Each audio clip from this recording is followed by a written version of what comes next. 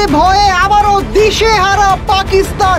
ভারতের বদলার আশঙ্কায় থরথর করে কাঁপছে পাকিস্তান।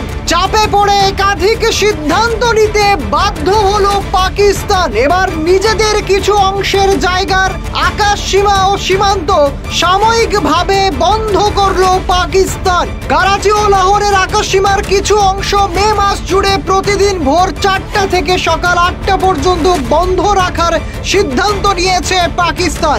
পাকিস্তানের সিভিল এভিয়েশনের অথরিটির তরফে জানানো হয়েছে এই সময়ের মধ্যে বিমানগুলোকে বিকল্প রুটে পাঠানো হবে যাতে বাণিজ্যিক উড়ানে বাধা না পড়ে। অর্থাৎ ভারতের ভয়ে আবারও দিশেহারা পাকিস্তান।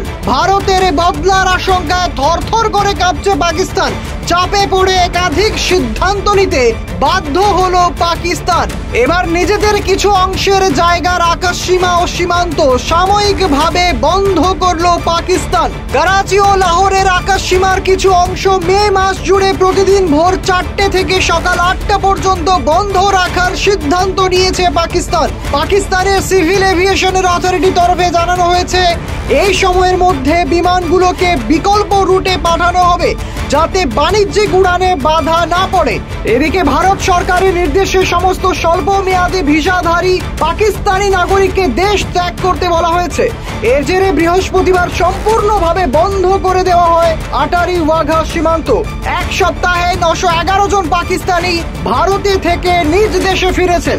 একই সঙ্গে 23 জন ভারতীয় নাগরিক পাকিস্তানে গিয়েছেন।